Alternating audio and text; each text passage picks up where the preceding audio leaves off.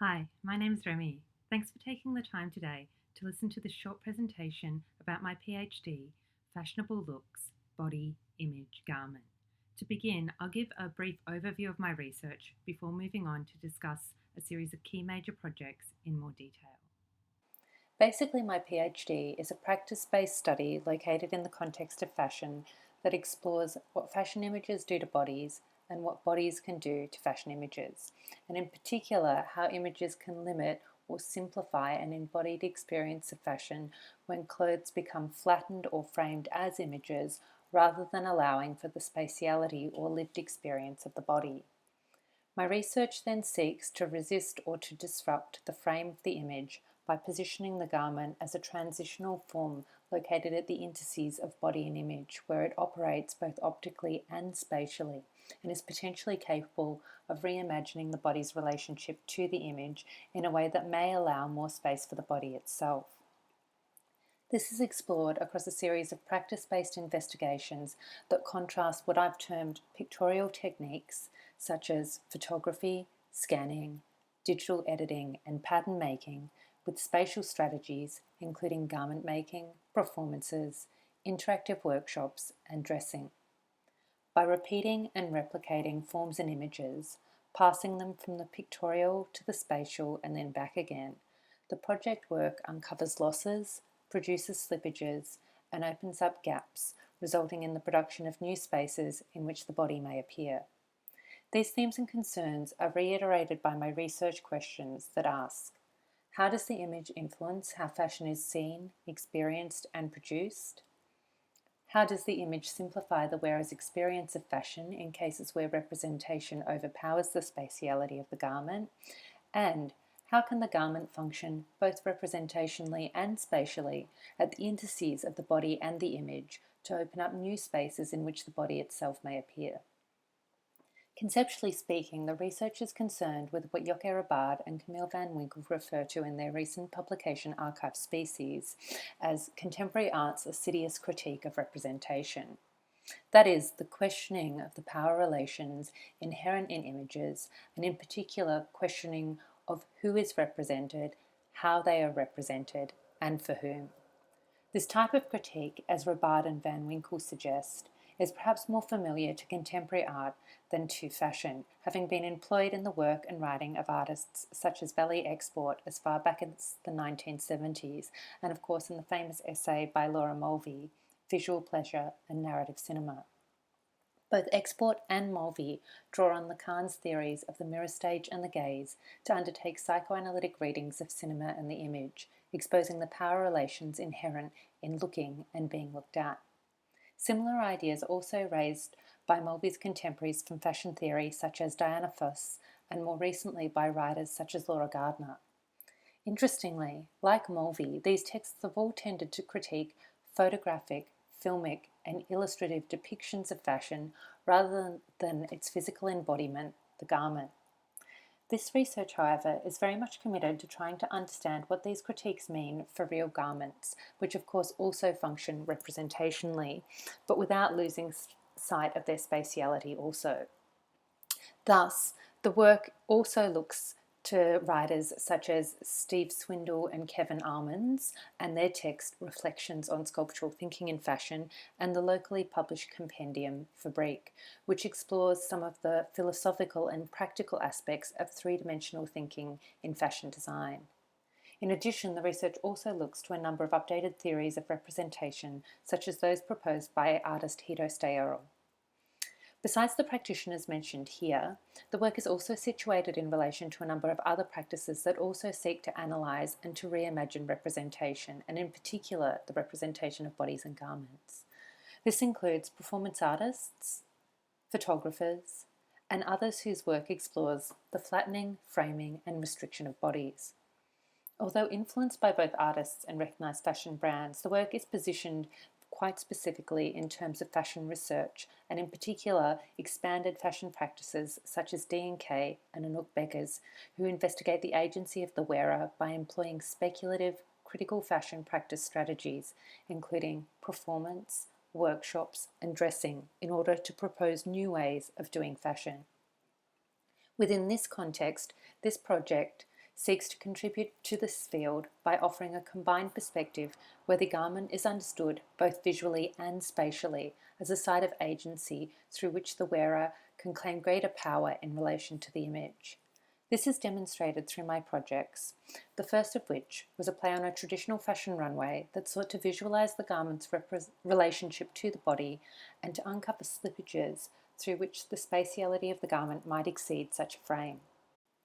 Presented in a Melbourne-based gallery called King's, a space of images and of looking, the performance began following the format of a fairly standard fashion runway or salon show, with models walking from room to room wearing a series of different looks. This format was, however, disrupted at several points by the return of a model carrying one of the garments previously seen in an A2 sheet of perspex, like this one. At these times, the models would carry the sheets of perspex over to one of the gallery walls where they would be met by an installation technician to help them squash the garment against the wall, flattening it as an image. When the performance had ended, the flattened out garments looked somewhat like this against the walls of the gallery. These garments, used in this performance, were themselves the result of a number of preliminary experiments that I'd been working on over the first year of my PhD. These began with scanning garments from my own wardrobe using a standard A3 office scanner. These flattened, framed images of clothes were then pieced back together using Photoshop, printed onto fabric, and reassembled as garments.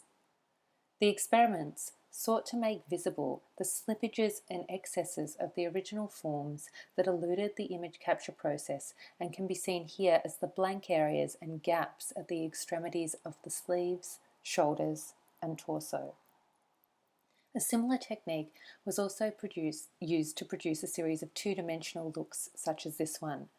Composed like flat lays or soft sandwich boards, these pieces dramatically simplified the garment's relationship to the body, as well as featuring numerous visible joins where the A3 scans can be seen pieced back together.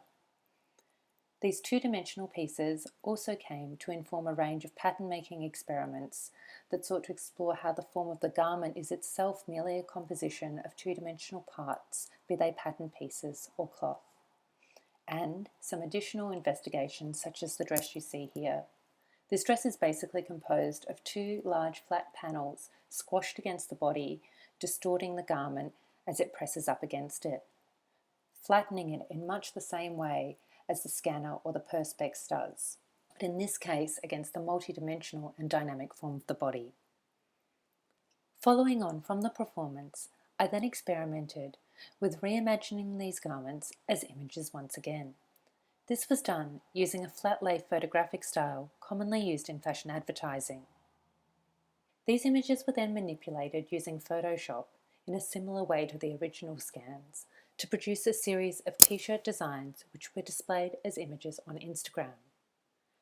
Then, in turn, these were made once more as actual clothing, this time using t-shirts and transfer prints. Here you can see the gaps around where each sheet of transfer paper has been applied, reminiscent perhaps of the gaps at the edges of the scanned garments. So you see that there's a constant contrasting of the pictorial and the spatial as the garment shifts back and forth from form to image and back again, producing different losses and slippages at each stage. At this point, the research then took a bit of a shift.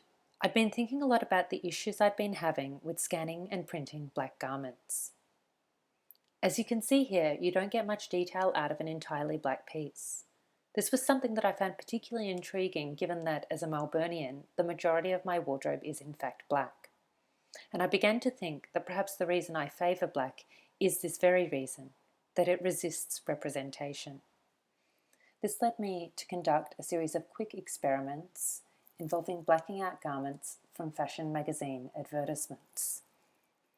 I tried doing this in a series of ways, alternately blacking out the garments, the models, and eventually using rectangles sized according to the A paper series as I had done with the perspex and scanner bed. This process went on, in fact, for quite some time. Eventually I decided to see what would happen if I tried to apply black rectangles directly onto actual garments, treating them as images which could be edited in a similarly superficial way. I wanted to see if it might produce some sort of conflict or slippage between the flatness of the black rectangles and the form of the clothes. This was done using prefabricated or ready-made garments purchased from op shops. I selected the pieces using the selection criteria: I would wear this but. For example, I would wear this bomber jacket, but I don't like the studded pocket details. Or I would wear this mesh top, but I don't like the embellished front. As well as drawing attention to the awkwardness of treating garments in the same way that I had previously treated photographs, with black rectangles uncomfortably squashing parts of the clothes. This process also allowed me to edit the garments, altering them to better align with my own self-image and to highlight their representational function. I did this to several garments and then wanted to see how other people would approach the task, and to open up the opportunity of intervening with pre-made garments to other wearers. So I ran a workshop as part of the AAANZ conference in New Zealand. In my workshop, participants were asked to choose a piece of clothing which bugged them for some reason and to edit out an unwanted area using a black iron-on patch. They were also asked to document the reason for making their redaction as a text on a swing tag. The results were quite diverse, with different participants responding to the same garment in very different ways. The denim skirt, pictured here, is almost entirely redacted. However, this surprised several other participants who also said that they'd been drawn to working with this piece, but with the inverse intention of editing out the embroidery and leaving the skirt instead. In this way, the workshop seemed to confirm the limitations of prefabricated fashion garments or images to represent effectively a diversity of individuals. The most fascinating outcome, however, of the workshop was the results produced by those participants who chose to break the rules. Here you can see two garments in which the black rectangular patches have been significantly manipulated by their editors. In doing so, they exposed the frame or lens of the workshop itself and of myself as a designer of a prefabricated and representational fashion system. In response to this, I decided to conduct several other tests using the black rectangles, in this case applying them to my own body. Here you can see the black rectangles applied to my own body whilst dressed, and in these examples, applied directly to my body itself. In these experiments, the garments became the redactions as they edited out my body, removing it from view. The more black squares I applied, the less naked I became, and what looked like a garment began to come into view.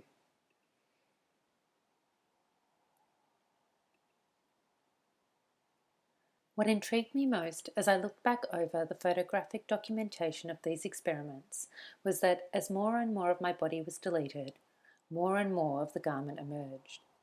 It seemed simultaneously to be both a process of negation and of creation. I decided to share these findings as a dressing performance rather than to invite participants to try it on themselves as part of a workshop or something like that, as I was struck by the visual effect of the black rectangles rather than how they felt to wear. I suppose this was because the rectangles had developed out of what was an essentially pictorial process, evolving as they had done from my earlier experiments redacting magazine advertisements. At this point, I also made a few little material tweaks, replacing the double-sided tape and satin that I'd originally used with cotton drill and strapping. This was on the one hand a practical shift, the double-sided tape didn't hold particularly well, and a conceptual one that increased the tension between the body and the flat rectangles, forcing the garments that emerged from the process into a sort of collaboration with the body. You can see this where the straps pull the fabric against the arm at the elbow, or in the way the piece on the left-hand side retains some of its flatness in resistance to the body. This performance, which I called Less is More, More or Less, was staged similarly to the first performance in a gallery. It began with 3 models wearing nude rectangular slips, as of course the body is always already dressed, or at least perceived in terms of dress. These models then moved from room to room, gradually dressing themselves with the black rectangles on hand. Here you can see one model applying some of the pieces to herself.